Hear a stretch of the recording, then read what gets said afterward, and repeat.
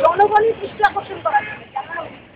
আমরা শিক্ষক, আমরা সমাজের কারিগর, সমাজের আর্থিক অনিশ্চয়তা এবং সামাজিক মেঘনাথ এমন অবনত অবস্থায় আমরা বাধ্য হয়ে আমরা শিক্ষক আমাদের ছাঁটাই করতে পারে কলেজ থেকে, আমাদের শিক্ষা থেকে আমাদের ছাঁটাই করতে পারো না। দরকারে আমরা রাস্তায় নেমেও পড়াবো।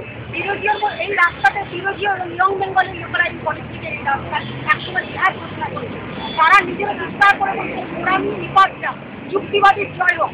এখানে এত আধুনিক যুগে এই জনদরদী সরকারের এই প্রেক্ষাপটে দাঁড়িয়ে কি করে আমাদের কলেজে এতজন মানুষের সার্ভিস দিয়ে পরিষেবা নিয়ে কোন দরদ থেকে কোন সংবেদনশীলতা কোন যৌক্তিকতা থেকে আমাদের দাঁড়ানো হচ্ছে, সেই প্রেক্ষাপটে সেই প্রশ্ন নিয়েই আমরা রাস্তায় নেমেছি। আমরা প্রশাসনের নজর কাটতে চাই। আমরা আপনাদের গণমাধ্যম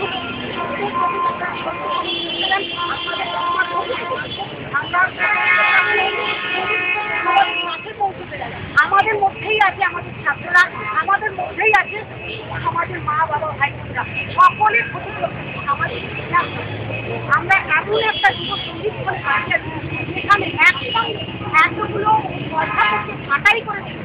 সুদর্শন চক্রে মন্ডচ্ছেদ করলে আলটিমেটলি যে হাল হয়, হিন্দুকেরা ওনাকে বলে থাকেন জানি না, হিন্দুকেরা কেন বলে থাকেন আমি জানি না, তবে আমরা ওনাকে মিস করছি। আমরা বলেছি কলেজে ছাঁটাই করছি জানি না, উনি আমাদেরকে বলেছেন জানি না।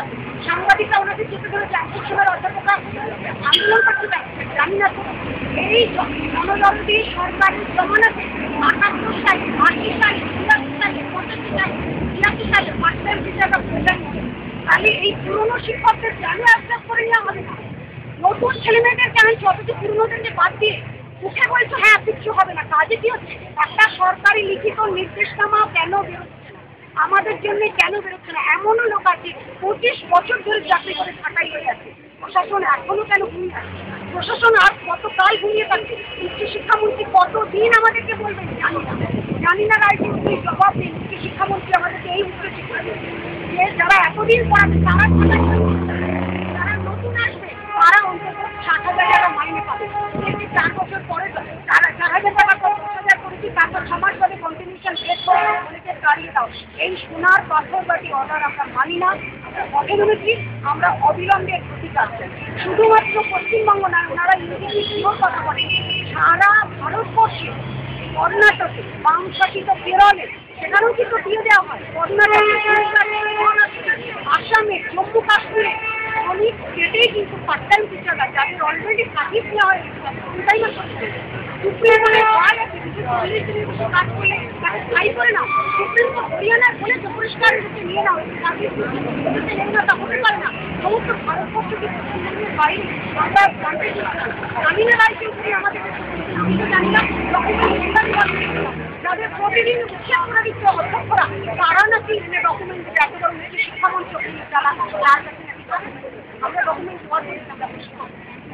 তিনি বলেন কিনা হ্যাঁ এতদিন আমরা জেনেছি আপনারা থাকবো, তিনি করতে পারেন কিনা। আমরা পথে নেমেছি, পথেই আমরা থাকবো, পথই আমাদের পথ দেখাবে, আমরা এগোতে পারি।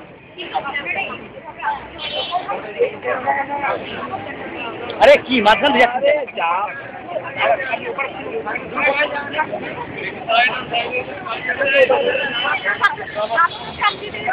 সমর্থন আমরা যখন ভারতের গভর্নমেন্ট করেছি, যখন বিশ্বাসটা দিয়েছি আমরা কোন জীবিকার ইন্টারভিউ নিয়েছিল রিক্সাওয়ালা দুঃখ করে বলেছিলেন যে যার যে কাজ সেটাই পরীক্ষা করতে পারছেন না, আর আমি আমার কাজটা তিনি করবেন এরকমই ছাত্রছাত্রীদের আমরা পাশে পেয়েছিলাম। ছাত্রছাত্রীরা কাঁদতে কাঁদতে অধ্যাপকদের বলেছিল এই ম্যাডামরা এই স্যারেরাই আমাদের সিলেবাস ফিক্স করে দেয়, তারাই আমাদেরকে কষ্ট করে পড়ায়। ফুলটাইমাররা পড়ায় না, আমাদের ভাঙা চেয়ারে ভাঙা টেবিলে ভাঙা বেঞ্চে ওনারা ৬:৪৫-এর সময় ৪:৪৫-এ পড়াই ক্লাস করছে। আপনারা ওনাদেরকে রাখুন, ফুলটাইমারদের কাছে যাওয়া সাহায্য পাই না। আমাদের গভর্নমেন্ট কলেজের সাধারণ সমাজ যারা ছাত্র কোনো ইউনিয়ন করে না তারা বলেছিল, সমস্ত ছাত্ররা বলেছিল সারা পশ্চিমবঙ্গের ছাত্রদের সমর্থন আমরা পেয়েছি।